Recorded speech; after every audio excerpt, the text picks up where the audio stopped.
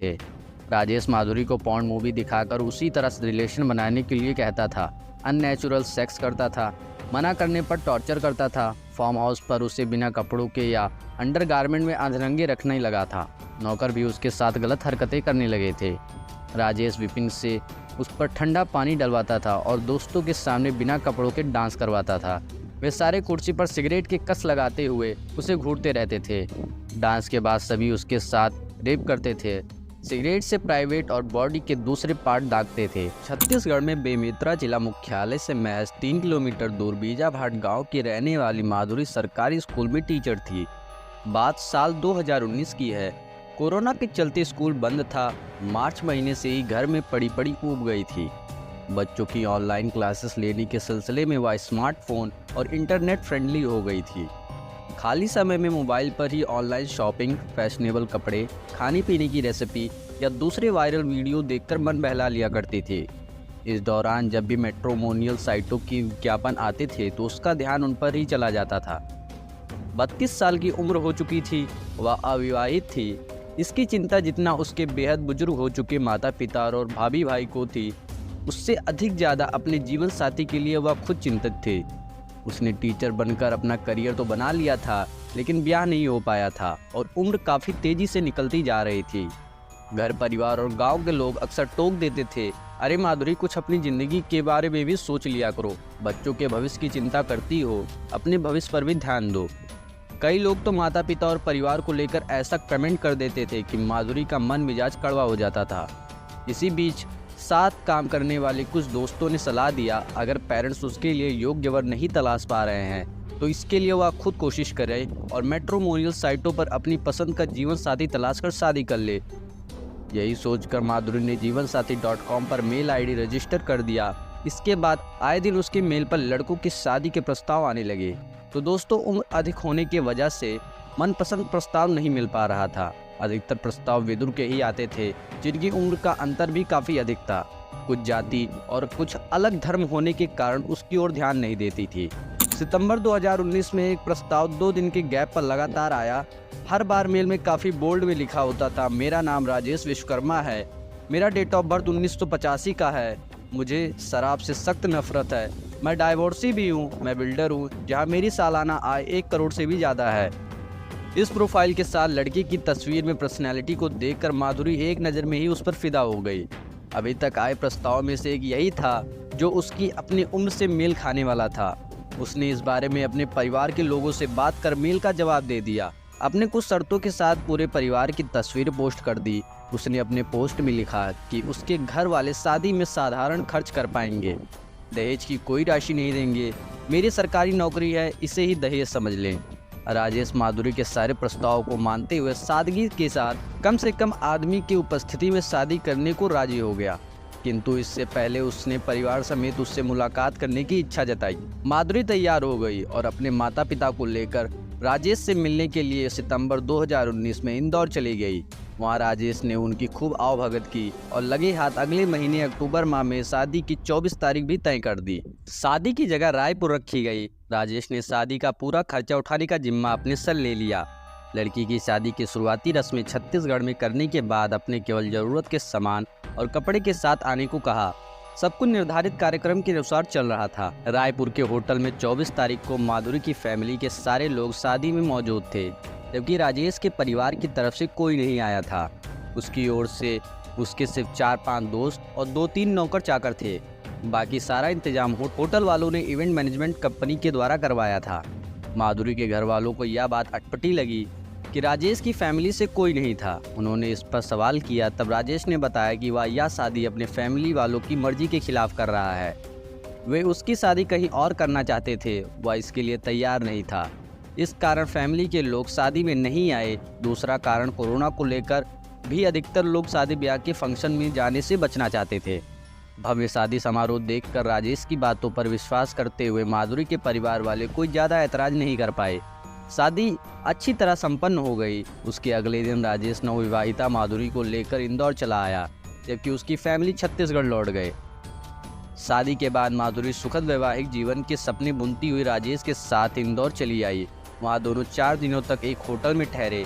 इन 4 दिनों में ही माधुरी को सेक्सुअल लाइफ को लेकर अब सपने दरकने का एहसास हो गया था। उसे राजेश की कुछ आदतें पसंद नहीं आई थी, जिसे उसने नजरअंदाज करने की कोशिश की, लेकिन दिमाग में मैरिटल रेप का कीड़ा कुलबुलाने लगा था।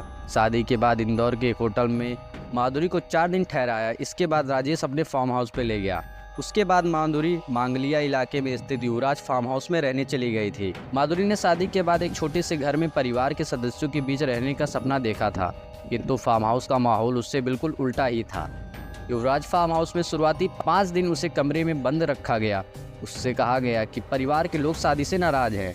शादी के 15 दिन तक राजेश ठीक रहा। उसके बाद शुरू हुआ माधुरी के उत्पीड़न का दौर।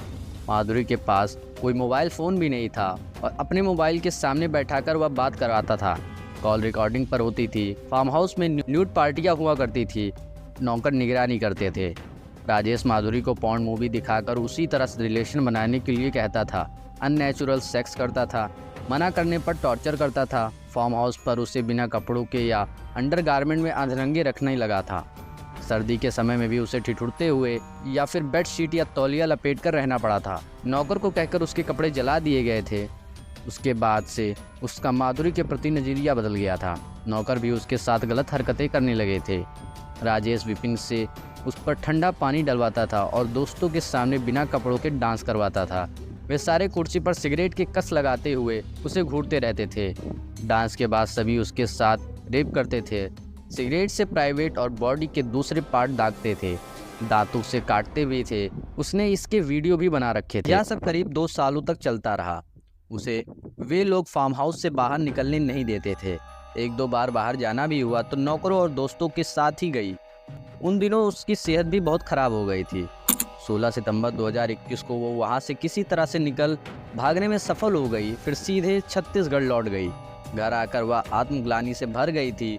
उसे अपने माँ बाबूजी से नज़र मिलाने में भी शर्म आ रही थी। वह एकदम गुमसुम हो गई थी। सोचा कि नौकरी ज्वाइन कर लो, लेकिन घर से निकलने की हिम्मत नहीं हो रही थी। आत्महत्या का मन भी बन चुका था उसका। तभी राजेश ने एक दिन उसके पास अपने 2 गुंडे भेज दिए। वे घर आकर उसके साथ चलने की जिद करने लगे। जब माधुरी ने उनके साथ जाने से मना कर दिया तो वे उसे और उसके घर वालों को जान से मारने की धमकी देकर चले गए। यह बात घर वालों को मालूम भी नहीं थी, किंतु जब बात परिवार पर आई तब माधुरी ने हिम्मत जुटाकर पहले छत्तीसगढ़ में अपनी जान की सुरक्षा के साथ राजेश और उसके दोस्तों के खिलाफ शिकायत दर्ज करवाई। संयोग से दोनों गुंडे तुरंत पकड़े गए। उसके बाद माधुरी ने हिम्मत कर इंदौर आकर थाने में शिकायत की। माधुरी शादी के लंबे अंतराल के बाद 15 जनवरी 2022 को इंदौर के छिपरा थाने में थी। वह थाना प्रभारी के सामने अपने और पूरे परिवार के प्राणों की रक्षा की गुहार कर रही थी। हालांकि इसकी शिकायत वह छत्तीसगढ़ के बेमेतरा में भी कर चुकी थी, लेकिन उसे अपनी फैमिली की सुरक्षा की बेहद चिंता थी। वहां उसने अपनी शिकायत में लिखवाया था कि उसके पति के दोस्त विपिन उसे और उसके परिवार को जान से मारने की धमकी दे रहे हैं। उसके साथ एक और भी गुंडा धमकाने आया था। दोनों गुंडे राजेश के भेजे हुए थे। माधुरी ने पुलिस से यह भी शिकायत की कि 16 सितंबर 2021 को किसी तरह से अपनी जान बचाकर वह इंदौर से छत्तीसगढ़ में अपने माता पिता के पास लौट आई थी। कारण राजेश के साथ विवाह करना उसके लिए एक बेहद डरावना और भयावह बन चुका था। माधुरी का वैवाहिक जीवन पूरी तरह नरकमय हो चुका था। आए दिन पति के दोस्त उसके साथ बलात्कार करते थे। कई बार गैंगरेप भी किया गया था। इस कारण उसने आत्महत्या तक करने का मन बना लिया था। लेकिन राजेश ने जब उसे और उसके घर वालों को मारने के लिए गुंडे घर भेजे, तब वह हिम्मत जुटाकर पुलिस से शिकायत करने इंदौर आई है। इसी के साथ माधुरी ने यह भी कहा कि जब तक राजेश के खिलाफ कोई कार्रवाई नहीं होती है या वह पकड़ा नहीं जाता, तब तक मैं थाने में ही बैठी रहूंगी। विवाहिता माधुरी ने पति द्वारा गैंगरेप करवाए जाने की शिकायत सुन थाना प्रभारी के कान खड़े हो गए। उन्होंने माधुरी से उसकी दास्तां विस्तार से सुनते हुए रिकॉर्ड कर ली, जिसे उसने बीते 2 साल में भोगा था। फिर राजेश और उसके साथियों के खिलाफ FIR दर्ज कर ली गई। थाना प्रभारी ने माधुरी को पूरी तरह से उसकी सुरक्षा का वादा करते हुए राजेश के खिलाफ तुरंत कार्रवाई शुरू करने का आश्वासन देकर घर जाने को कहा। इतना ही नहीं, पुलिस ने इस मामले में आरोपियों के खिलाफ अगले रोज ही कार्रवाई की तैयारी पूरी कर ली। इससे पहले छिपरा थाने की पुलिस ने उसके द्वारा बेमेतरा थाने में दर्ज करवाई गई शिकायत के बारे में मालूम किया। राजेश के पुराने पुलिस रिकॉर्ड निकलवाए गए। उसका अध्ययन करते हुए पुलिस चौंक गई। चौंकाने की एक वजह राजेश का एक पुराना आपराधिक रिकॉर्ड था। न केवल उसके बल्कि उसके फार्म हाउस के खिलाफ भी कई शिकायतें पहले से ही दर्ज थी। फिर क्या था, जांच की प्रक्रिया का सिलसिला चल पड़ा। पुलिस रिकॉर्ड में राजेश विश्वकर्मा बिल्डर था और वह उसी फार्म हाउस का मालिक था जहां शादी के बाद माधुरी ने करीब 2 साल गुजारे थे। पुलिस ने माधुरी की शिकायत के मुताबिक राजेश के अलावा उसके 3 दोस्त और एक नौकर पर भी एफआईआर दर्ज कर ली गई थी। हालांकि राजेश के एक दोस्त विपिन भदौरिया बेमेतरा छत्तीसगढ़ पुलिस पहले ही गिरफ्तार कर चुकी थी। उस पर 2 दर्जन से भी ज़्यादा केस बेमेतरा और दूसरे थानों में दर्ज बताए गए थे। उसे बेमेतरा की हाउसिंग बोर्ड कॉलोनी से पकड़ा गया था।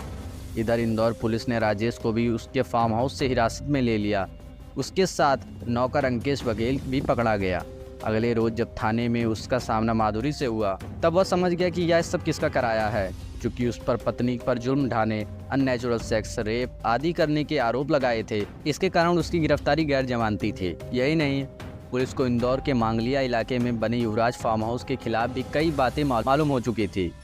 उस लिहाज से फार्म हाउस में जमीन कब्जा, नशाखोरी, अय्याशी के लिए न्यूड डांस पार्टी से लेकर वहां होने वाले कई अनैतिक काम शामिल थे। उसी फार्म हाउस पर आने जाने वालों में राजेश के खास दोस्तों में अंकेश बघेल, विवेक विश्वकर्मा और विपिन भदौरिया भी थे। माधुरी सभी की परिचित ही नहीं, उनकी यौनाचार की भी शिकार हो चुकी थी।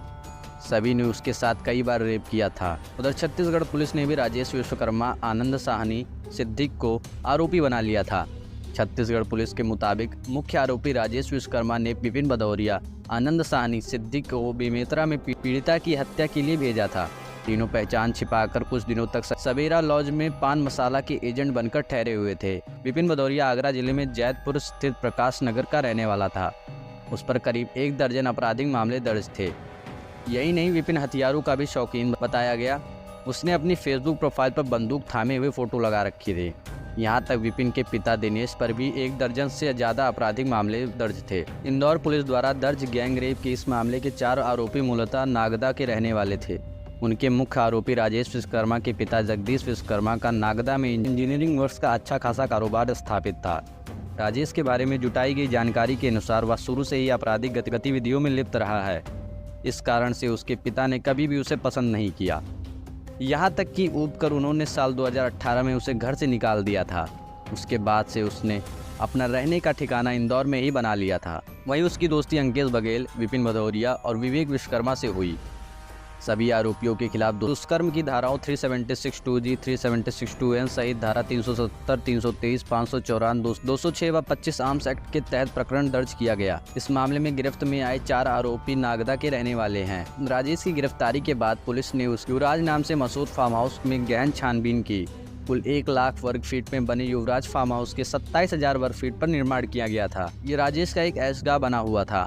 बड़े अधिकारियों से उसके अवैध कब्जे को ढहाने के आदेश भी मिल गए। कलेक्टर मनीष सिंह ने फार्म हाउस को ढहाने के लिए आदेश दिए थे। हालांकि उसे ढहाना कोई आसान काम नहीं था। इसके लिए नगर निगम ने 4 से ज़्यादा जेसीबी और बुलडोजर लगाकर फार्म हाउस को ढहाया। एसडीएम रवि श्रीवास्तव और एसडीओपी पंकज दीक्षित की मौजूदगी में 16 जनवरी के दोपहर में कार्रवाई शुरू की गई थी। मौके पर सुबह से ही प्रशासन, निगम और पुलिस की टीमें जुट गई थी। कार्रवाई से पहले जिला प्रशासन और पुलिस अफसरों ने मुआयना किया। इसके लिए भारी पुलिस बल लगाया गया था। सबसे पहले अंदर से सारा सामान बाहर निकाला गया। बुलडोजर से बाउंड्री वॉल गिरा दी गई।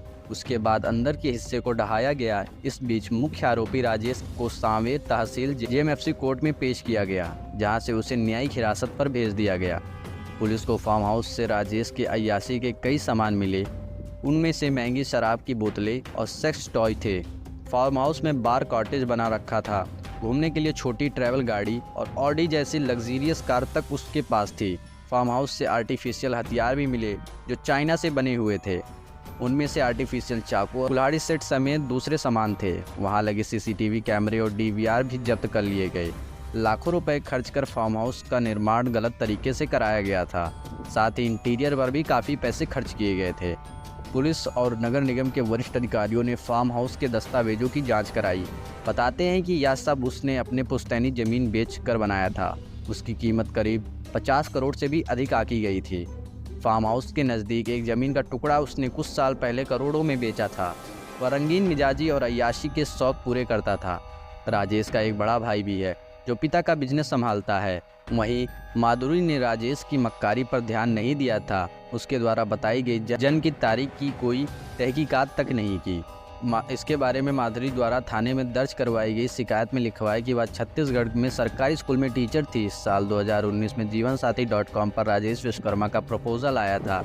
अपनी प्रोफाइल में उसने डेट ऑफ बर्थ 1985 लिखी थी, जो कि असल में 1974 है।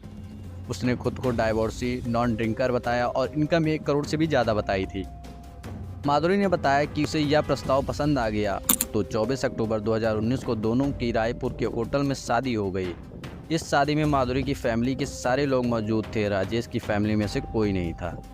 तो ये था दोस्तों माधुरी की एक दर्दनाक घटना। आशा है दोस्तों आपको ये वीडियो पसंद आया होगा। अगर आपको ये वीडियो पसंद आया तो वीडियो को लाइक, चैनल को सब्सक्राइब और वीडियो को शेयर जरूर करें।